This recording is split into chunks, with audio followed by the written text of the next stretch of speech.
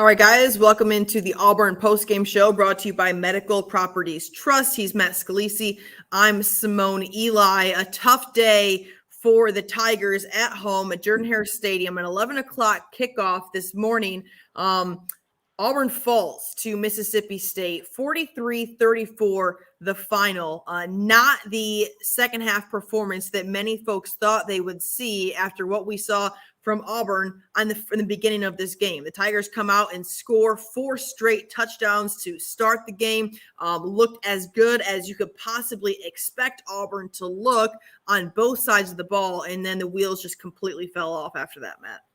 Yeah, and I had kind of a premonition, I guess, or an inkling that Auburn might have a letdown this week. And I look up and Auburn's up in this game pretty big. Yeah. In the second quarter, they're up 28-3, and I thought, well, I must have misread it. I must have been totally wrong about this team, but it kicked in eventually, and I think, we heard from players that after this game that it felt like to them the momentum went out of the building, which Yes. I think is a really interesting phrase Agreed. to hear because look, scientifically.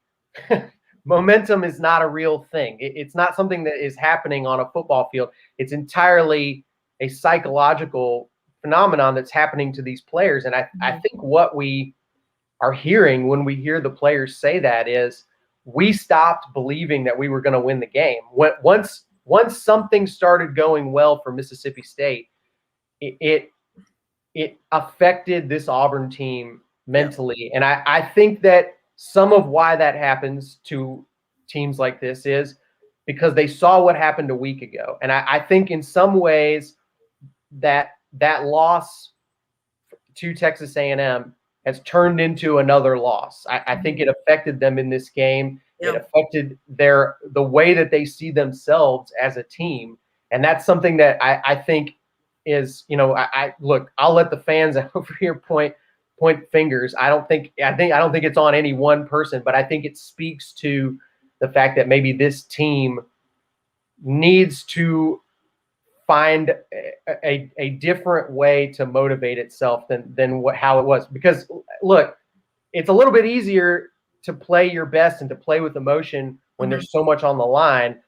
How do you respond when that's not there anymore? When you can't win the SEC West anymore, how do you respond? And I think this team today showed they didn't respond very well to that. Yeah, let it be known that Brian Harsin is still trying to work on the psychology of this team and what they have had, what they've been like, what they have kind of become mentally over the last several seasons. And here's my thing about momentum when it comes to momentum in a game, because Bo Nix was asked what happened in the second half. Why did it look like this? And he straight up said, I don't really know.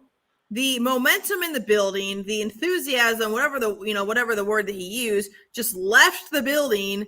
I mean, okay, it don't just leave the building. It might leave your mindset, but at the end of the day, and Anthony Hollis, I still laughed at this comment a second ago. We do not want your comment. I'm sure we do want your comments, but yes, I get you. But I mean, at the end of the day, you build off your own momentum. You are the student athlete out there on the field. You get the crowd into it. The way that he said that, it sounded as if he was pointing the finger to people not being fired up the game. I mean, that's just the vibe that I got. That's how I felt. He said that, made that comment. And when you're up 28-10 or 28-3, 28-10.5, let's just go with that. You go into the locker room, you should feel pretty good that you've held this offense that can put up big numbers, especially in the air at times. You've held them to 10 points. You have an 18-point lead at that point. You're feeling good about life. You came out hot, died down a little bit in the second quarter, but you should feel good about where you're at that moment, not to rest on your laurels, not to go into the locker room and come back out looking flat as ever. I mean, unless Mike Leach is really just dialing up that big of halftime adjustments compared to what Brian Harsin's able to do. I don't know. I will say this. I think that sometimes another, I mean, we've seen this a few times around college football this year, that you can be the better team and the other team's quarterback can get hot and have a great game, and you have to compensate for that. And hopefully you've got a good enough team all around, all 22 guys, that you can account for that. But I think, and look, and there's no question that Mississippi State found something as this game went on. Will Rogers started throwing really, really accurately. He was seeing the field better. He was finding his guys. Yeah. And, I don't think it was a fluke necessarily, but I think that when the other team gets something going offensively and you've got a 28-3 lead, that should be a thing you can endure, because you should be able to have answers of your own and keep pace with them when that starts to happen in a game. I think that's really what's kind of interesting here, is as the defense started to struggle with admittedly another player that got hot in this game, as happens in college football. The offense, it affected the offense, right? That doesn't account for what was happening to Bo Nix, to the offensive line, to the running backs. That was largely, I would say, a psychological phenomenon of looking at what's happening in the game and saying, oh no, our lead is going away. The momentum is against us. And that's a thing that really doesn't have anything to do with talent level. It was, I do think coaching was involved. I do think play calling was a part of this. I'm not saying that the coaches. It absolutely was. And that's what I was just going to get to, Matt. And I'm not the type of person that likes to sit here and criticize coaches, okay? Because at the end of the day, I'm not a college coach. I can't go out there and do that. Fans criticize coaches, and that's the role that fans and the media get to play. But at the end of the day, I'm also very confused by some play calling when it comes to not running the ball with the lead, not trying to, get that, just milk that clock a little bit when you're up as big as you are. Felt as though Auburn could have gone to the run game quite a bit. Then you look into the second half, and there were just some ticky-tack things like, okay, the not kicking extra point, and still staying in the game, the fake punt situation, just a lot of kind of questionable things that just make you wonder, okay, was that necessarily the right call? And at that point, I understand that, it's a deflated stadium, that the game has gotten away from Auburn, but there were some things that made you go, okay, I don't totally comprehend or understand what this was about. Yeah, I think this team, I'm thinking about going back to that Arkansas game a few weeks ago, and how it felt like this Auburn offense had such a clear identity. I came out of that game saying, well, this team's going to be really hard to beat. They know who they are. They know what works for them. And they can kind of use everything together to keep a defense on its heels the whole game. They never know what to protect against. They never know what to load up against. And that's all gone away at this point. It feels like suddenly they don't know the right part of this offense to lean on in any given moment.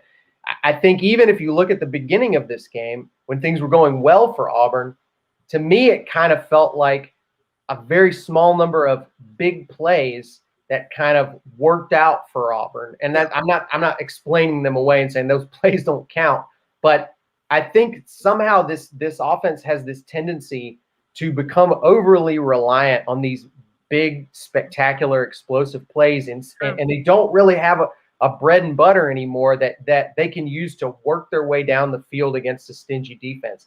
That's going to be a problem, I think, in games against anybody with one of the better defensive lines and the better secondaries they face. I think it's really going to be a problem in a couple of weeks against Alabama, because Alabama's defense, after earlier this season looking like they were a total mess, has really come online. And I think we're now seeing them look like a really dangerous group that's very difficult to score on. And if you are going to score on Alabama, you have to earn it. You have to have a long, sustained drive that comes from things like consistently running the ball well, taking what they give you in the passing game and sort of, finding little spots in the coverage that you can throw to. Sure. Auburn doesn't look like they have the patience for that right now offensively. They want to get it all in one go, and I don't think that's a solid plan for winning against a team like Alabama for sure. Yeah, if you're just tuning in, it's the Auburn Postgame Show brought to you by Medical Properties Trust. The Tigers fall 43-34, the final against Mississippi State in a game where Auburn led 28-3 in the second quarter. And then Mississippi State goes on to score 40 unanswered. 40 unanswered points. We've talked a lot about the Auburn offense so far on the show. Let's talk about this Auburn defense giving up 40 unanswered. I mean, Matt, that's a little shocking. It's a rough number to see. I think it is. I have not double checked this, so I apologize if I'm wrong. I think it is statistically the worst comeback Auburn that Auburn has ever allowed. No, Auburn's never lost when they have led by 25 or more. Yeah, they were like a ridiculous number. I mean, just a totally one-sided second half of this game, and it's hard to imagine a stretch going that badly for this team where they couldn't figure literally anything out during that stretch of time to get the ball down the field. I just think this is certainly not the best Auburn offense that we've seen in the last 10 years. They are lacking in some areas talent-wise, but I think they're good enough to score something during that stretch of time. Yep. And it just wasn't happening. They were guessing the wrong thing at every turn. And I really do think ultimately it comes down to that their heads weren't in it today. That this offense was not in a good place mentally today. Yeah. And the best thing I think you could hope for after a game like this is you try. I mean, look, they're going to watch film on it. They're going to try to correct it. But I think you have to try to brush it off, and you have to try to say, we're never gonna have that mindset in another game. We can't do that again. We have to at least give ourselves the chance of believing that we are going to win the game. Yes, that's a great point. I mean, Matt, it's spot on. When I look back at the entirety of this game, it seems as though Auburn's players and coaching staff came into the game thinking they were not going to win. Okay, they come out of the gate. They score 4 straight touchdowns. They take an 18-point lead into the half, and things are looking good. Everyone is sitting there in the locker room going, whew, all right, y'all, we're up 18 points. Life's looking good. We're going to go into the second half, and everything's great because it's going to be a duplicate of what we just did in the first 30 minutes. Well, guess what? They quit playing. Mississippi State continued to play, continued to do what they can do offensively to the tune of Will Rogers going 44-55 for 415 yards and 6 touchdowns on the game. They did not stop playing, whereas Auburn literally let down in every single way on both sides of the ball in the second half. That team did not believe they were going to win that ball game going into the game. They rested on their laurels after getting an early lead and decided we're going to mail it in, and they lost at home in a very winnable opportunity. And if you're an Auburn fan, you deserve to be very, very frustrated right now. I'd say this too. You look at I'm looking at the standings right now, and I considered, and I think most people considered, Auburn to be a tier above Mississippi State coming into today. I think most people would have told you Auburn, not that an upset was impossible, but that Auburn was clearly in a class above Mississippi State. But you look at the records right now, and they're 6-4. Both teams are 6-4. I think you look at the wins that these two teams have this season, and Mississippi State arguably has won some more impressive games than Auburn has. Yeah. And I think that's ultimately, as this season is kind of coming to a close, and there's at least one more really good opportunity for Auburn to put a good mark on this season and add another good chapter to it. But to me, it's starting to feel like this season had the potential. We saw the potential in this team to do something better than anybody thought they were capable of. We thought that their ceiling might be pretty high. And I think as soon as they didn't meet the upper echelon of what those expectations were. As soon as they lost that Texas A&M game and said, well, we can't do our absolute best case scenario this season, I think we saw suddenly that potential seems to have fallen really fast. So, it shows, first of all, that this program has a big range of how good or bad the season can still be. And I think that's what frustrated a lot of fans about Auburn under Gus Malzahn for so many years. It wasn't necessarily the lack of championships. I think it was more that the inconsistency, the fact that any given year it felt like you could go 9-3, 10-2, or it felt like you could end up 6-6 and end up in the Birmingham Bowl. That's a little bit maddening to be able to be both that good and that bad from year to year. Well, I think that Harsin, I think, understandably, has not gotten out of this program system yet, and it's going to be something he has to work on going forward. We got to at least have a very consistent year-to-year baseline of how good the team is. Sure. And I think that you can't call for Brian Harsin's head how many games into the season? 11 games into the season. This is his first year. He's trying to work through the hand that he has been dealt. This is his first season. It's in the SEC, his first time being in the SEC. It's a tough conference to play in. That's no surprise. I think that what's frustrating, Matt, is that 2 weeks ago, Auburn went into the Texas A&M game with the opportunity to stay alive, not only in the SEC West race, potentially in the college football playoff, and to be a nationally top 5 program, and now will likely fall out of the top 25 in a matter of 2 weeks in a 2-week swing. That's what the frustration is about. Auburn beats LSU back in the beginning of October. They played Georgia relatively tough in a 24-point loss, and Georgia's a really, really good team. And then it's like things started to click. It was like, wow, we're singing Harsin's praises because Auburn gets it done against Arkansas. They get it done against Ole Miss. And we're thinking, wow, this is impressive. And that's where I think the frustration is, because the pendulum swings just so quickly, like the opposite direction. It's like, okay, here it is, and there it goes. Some of that is the nature of SEC football. It really can turn around that fast for you. And I think it's important to remember that this team was in position to do something special not that long ago, but getting to that point and then finishing the job and actually winning those games are two different matters. I think you go back to 2017 and look at an Auburn team that probably for most of the season didn't look that different from what this team looked like, but they got really hot in November. They developed along the way. They started clicking. They found their identity, and they finished the season really strong. And this team sort of reached that same point, but went the opposite direction when the heat was on kind of in November. And, it's going to take, more than anything else, it's going to take some more recruiting from this coaching staff. They're going to need to overhaul the roster and get players in that fit what they want to do, not just skill wise, but I think mentally and emotionally too, that fit their program and what they want to do. But I also think that this program needs to find that belief in itself again that we saw in 2017.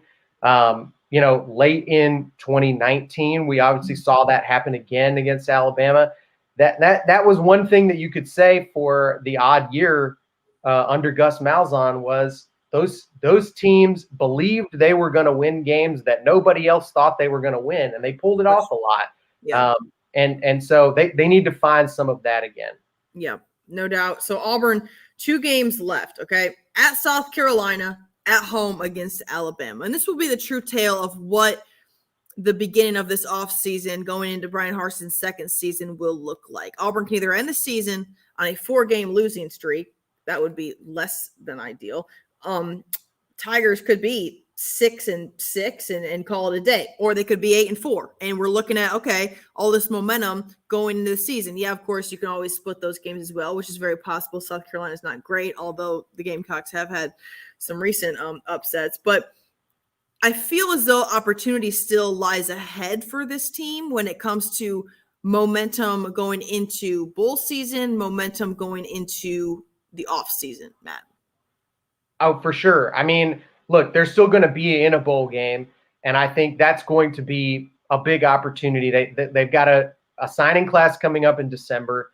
Yeah. There's going to be another opportunity in February to add to that, and in between that, you've got to use this bowl game as an opportunity to advertise for the program. The Iron Bowl is also an opportunity to do that, and win or lose it, putting in a good showing and playing well in that game, there's no bigger stage. There's a huge opportunity there to show what the program is capable of and what direction they're going. So there is a lot left to play for, and there's a lot left for Brian Harsin and his staff to coach for, to give themselves a good running start heading into the future for this program. So there's a lot still on the table, and I think you got to try and find a way to shake this game off and forget that it happened, and go back to remembering what it felt like, when everything was clicking in some of those other games this season, and try and recapture some of that, because it's the same guys. They just aren't in the same place right now mentally. Yep. All right, guys, thanks so much for tuning into the Auburn Postgame Show. I know it's a tough one for you this evening, but looking forward to seeing Auburn potentially bouncing back on the road against South Carolina, 6 o'clock kickoff next Saturday in Columbia before finishing this season with the Iron Bowl. Again, thanks for tuning in. It's been the Auburn Postgame Show brought to you by Medical Properties Trust. For Matt Scalisi, I'm Simone Eli. Enjoy the rest of your Saturday evening. Medical Properties Trust, at the very heart of healthcare.